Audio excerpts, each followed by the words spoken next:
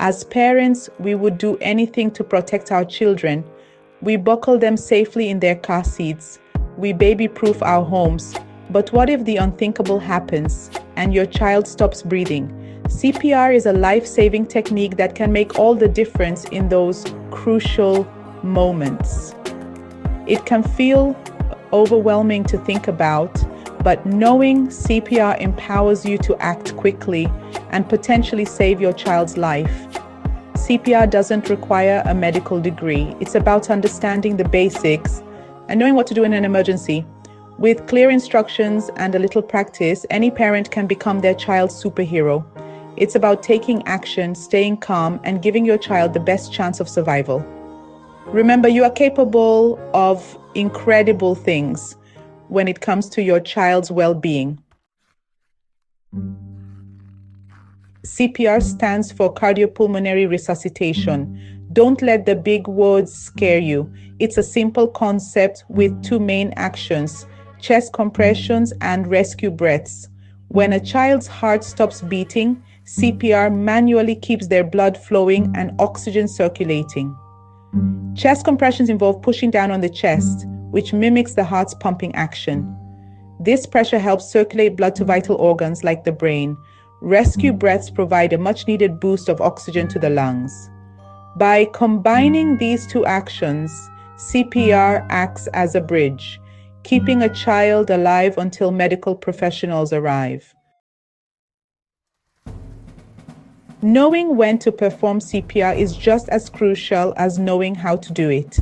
Several emergencies may require CPR, and it's important to recognize the signs: cardiac arrest, drowning, choking, severe allergic reactions, smoke inhalation, and even extreme temperatures are situations where CPR can be life-saving.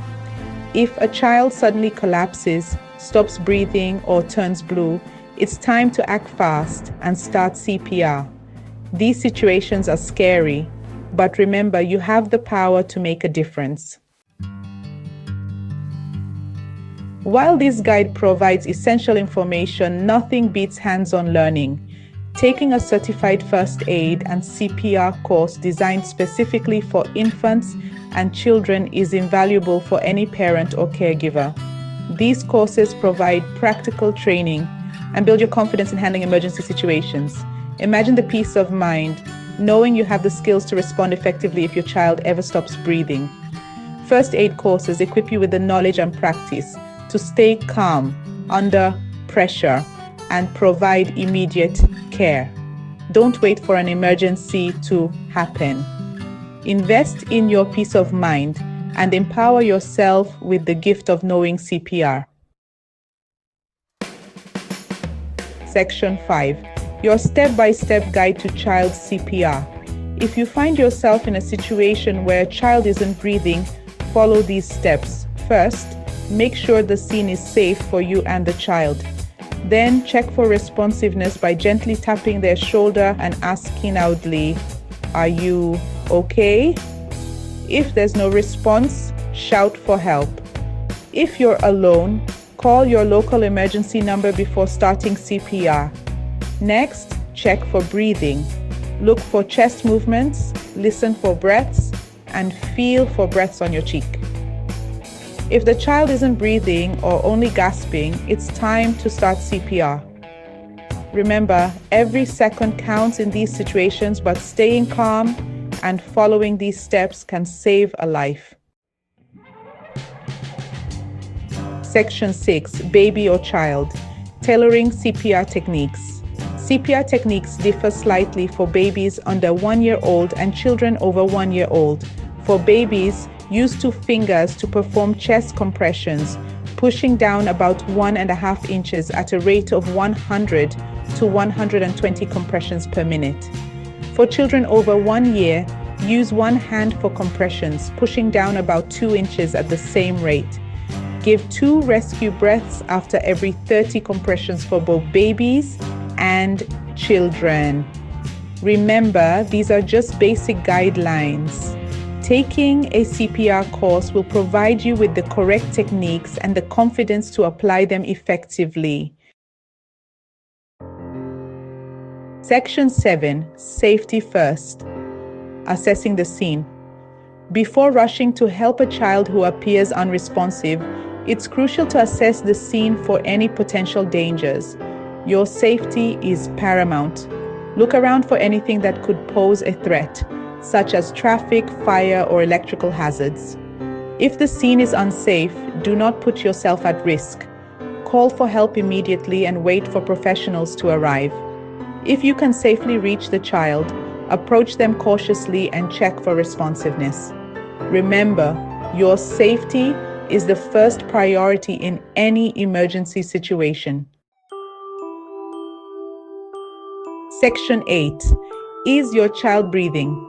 Checking for signs of life. Checking for breathing is a critical step in determining if a child needs CPR. Gently tilt the child's head back by lifting their chin. Place your ear close to their mouth and nose, listening for any sounds of breathing. Simultaneously, look at their chest to see if it rises and falls.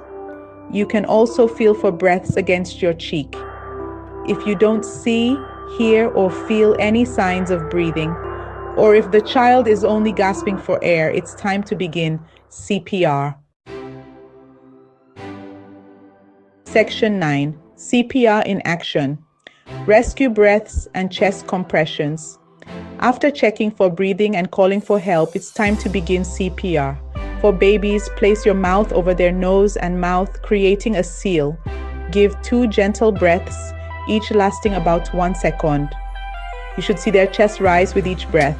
For children, pinch their nose closed and seal your mouth over theirs. Give 2 breaths, watching for their chest to rise.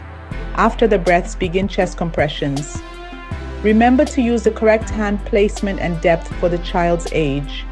Push down firmly and rhythmically, counting out loud to maintain the correct pace. Section 10. You can do this. Confidence in saving a life. Learning CPR can feel overwhelming, but remember, you don't have to be a medical professional to be a hero to your child. Every parent has the potential to save a life. Take a CPR course, practice the techniques, and trust your instincts. Imagine the relief and gratitude you'd feel knowing you had the skills to help your child in a moment of crisis. CPR is a powerful tool, and by equipping yourself with this knowledge, you're giving your child the greatest gift of all, a fighting chance.